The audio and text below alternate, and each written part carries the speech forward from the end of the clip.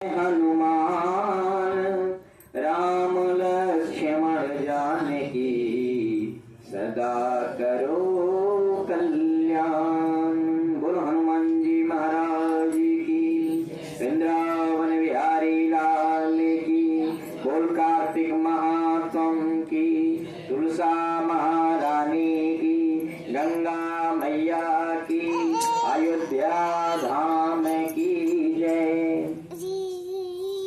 कार्तिक मास की पावन पवित्र कथा में जैसा कि कल आप लोगों ने श्रवण किया कि कार्तिक मास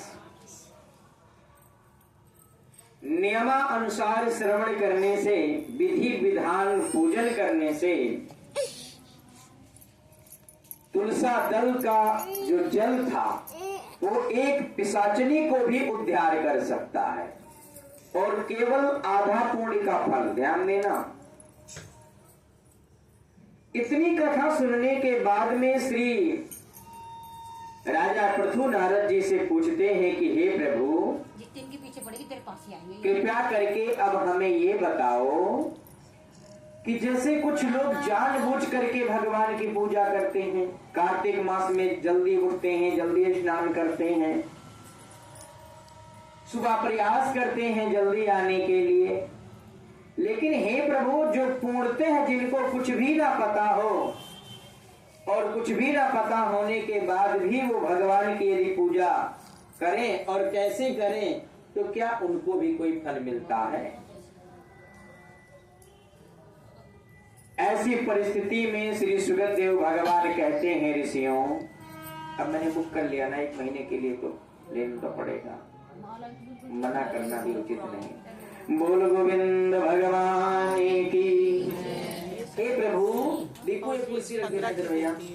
बोल लक्ष्मी नारायण भगवान की। श्री सुगतदेव भगवान कहते हैं कि प्रभु जो अनजाने में भी भगवान का स्मरण करते हैं, जरा उनके बारे में हमें बताओ। क्योंकि तुलसी मेरे राम को रीझ भजो या रीझ, भगवान का नाम किसी भी परिस्थिति में लिया जाए तो वो कभी बेकार नहीं जाता है।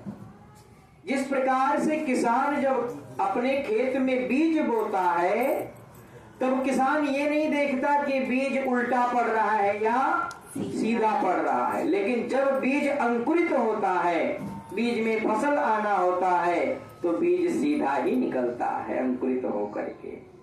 उसी प्रकार से प्रभु श्री सुगतदेव भगवान कहते हैं कि हे राजन, मैं तुम्हें एक बड़ा सुंदर सी कथा इसमें सुनाता हूं। कहने लगे कि पर्वत पे बसे हुए दीर्घपुर नामक के नगर में एक अति धर्मात्मा, प्रजा का रक्षा करने वाला पुत्र के समान सुबाहु नाम का एक राजा राज्य करता था। उसके एक ही बेटा हुआ और वो भी नाम धर्मकेश, और उसकी आदतें जुआरी, शराबी, चोर, परगामी।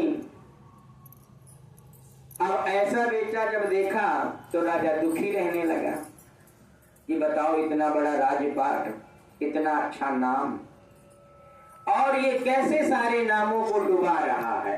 बड़ा प्रताड़ित किया, बड़ा रोका, बड़ा समझाया, और समझाने के बाद में वो बिल्कुल भी नहीं माना।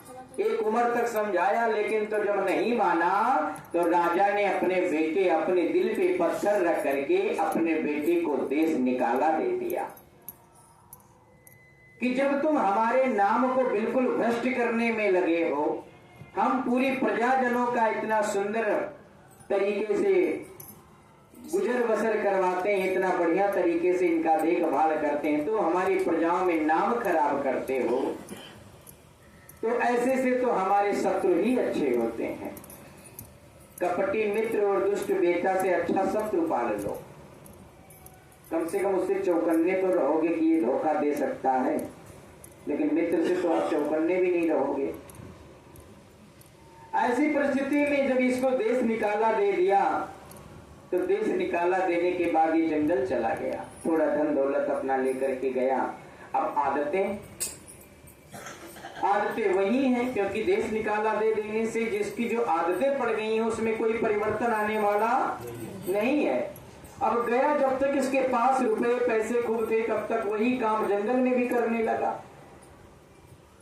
और जब जंगल में करने लगा कुछ समय के बाद इसके पास जब पैसे व्यतीत खत्म होने लगे, क्योंकि कहते हैं कि जिस कुआं का पानी स्रोत सूख जाता है उसका कितना भी क्यों ना हो इनकम होना जरूरी है, चाहे 100 रुपया हो लेकिन इनकम होना अति जरूरी है, नहीं तो